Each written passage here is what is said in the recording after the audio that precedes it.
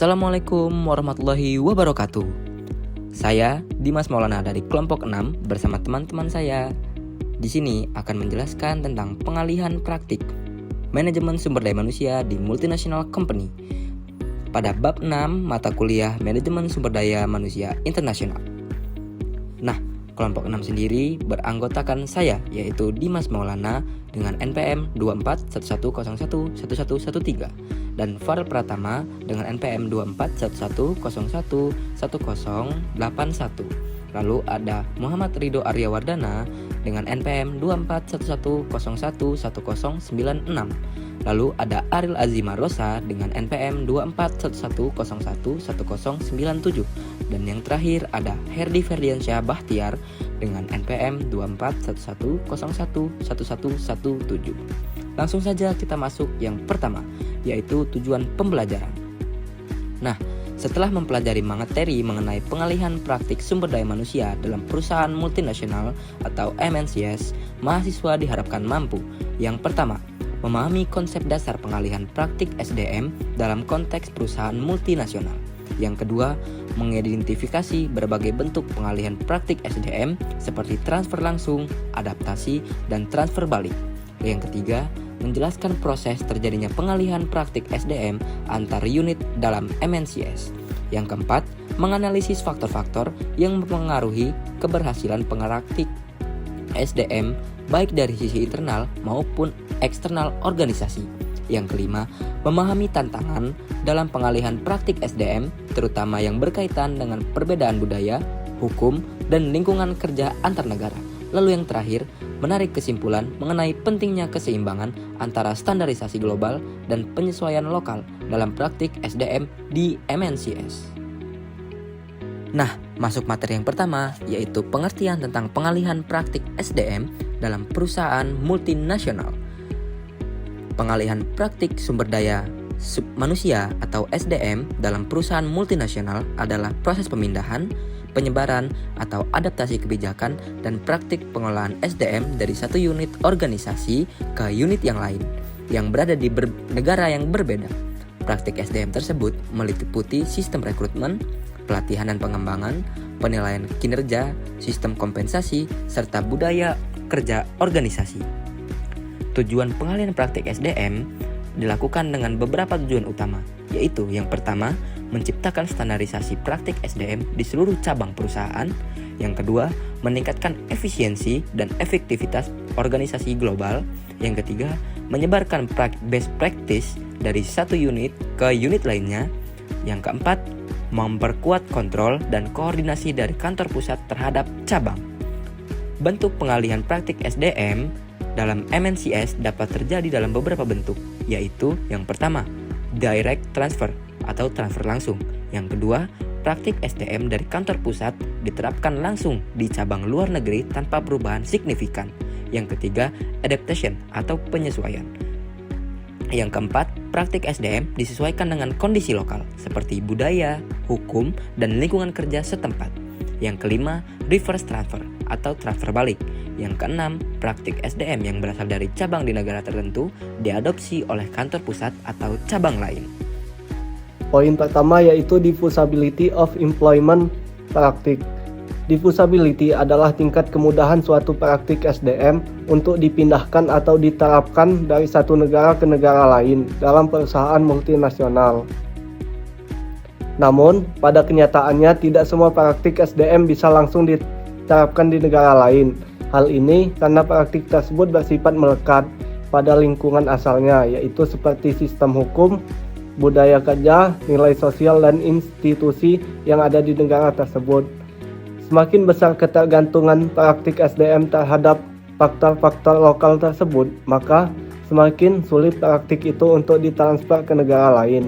Selain itu, keberhasilan dalam memindahkan praktik SDM juga dapat dipengaruhi oleh adanya struktur pendukung seperti sistem pendidikan, lembaga pelatihan, serikat pekerja, dan regulasi tenaga kerja.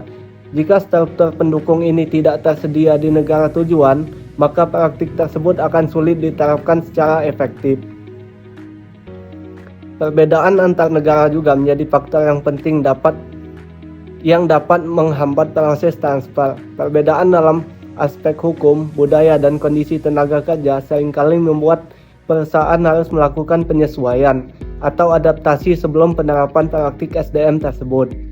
Sebagai contoh, sistem pelatihan vokasi di Jerman sulit diterapkan di negara lain karena membutuhkan dukungan institusi yang kuat dan terintegrasi.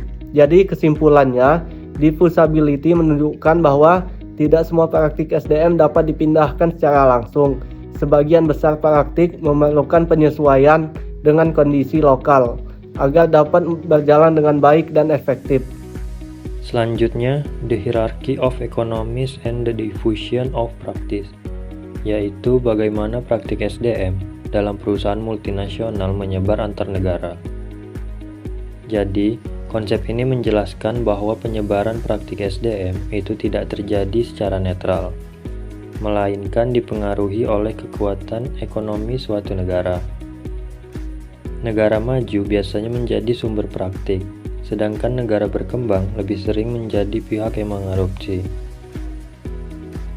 Kalau kita lihat, negara maju seperti Amerika Serikat, Jepang, dan Eropa Barat punya sistem manajemen yang lebih berkembang. Makanya, praktik SDM dari negara tersebut sering dianggap lebih modern, efisien, dan sudah terbukti. Contohnya seperti sistem penilaian kinerja, manajemen talenta, dan budaya kerja profesional yang biasanya ditransfer ke cabang di negara lain. Nah, karena keunggulan itu, negara maju sering dianggap sebagai sumber best practice. Banyak perusahaan multinasional yang langsung mengadopsi praktik tersebut dan menganggapnya bisa diterapkan di semua negara. Padahal, kenyataannya tidak selalu cocok tanpa adaptasi yang baik. Di sini juga muncul ketimpangan, di mana negara berkembang jadi lebih bergantung pada negara maju. Kesempatan untuk menyebarkan praktik dari negara berkembang ke tingkat global juga masih terbatas. Tapi di sisi lain, hal ini juga bisa membantu meningkatkan kualitas SDM dan sistem kinerja yang lebih baik. Namun, dalam praktiknya, transfer ini tidak selalu berjalan lancar. Ada beberapa tantangannya, seperti perbedaan budaya, regulasi, kondisi tenaga kerja, dan juga infrastruktur organisasi. Jadi, praktik yang berhasil di satu negara belum tentu berhasil diterapkan di negara lain. Kesimpulannya, penyebaran praktik SDM sangat dipengaruhi oleh kekuatan ekonomi global. Tapi, perusahaan tetap perlu menyesuaikan praktik tersebut dengan kondisi lokal agar lebih efektif. Oke, di bagian ini kita akan membahas tentang bagaimana karakteristik perusahaan mempengaruhi penyebaran praktik dalam multinational company. Nah, menariknya, hasil penelitian menunjukkan hal yang berbeda-beda. Ada penelitian yang menemukan bahwa praktik kerja di multinational company mirip dengan perusahaan lokal, tapi ada juga menunjukkan perbedaan signifikan karena pengaruh dari kantor pusat atau HQ, headquarters-nya.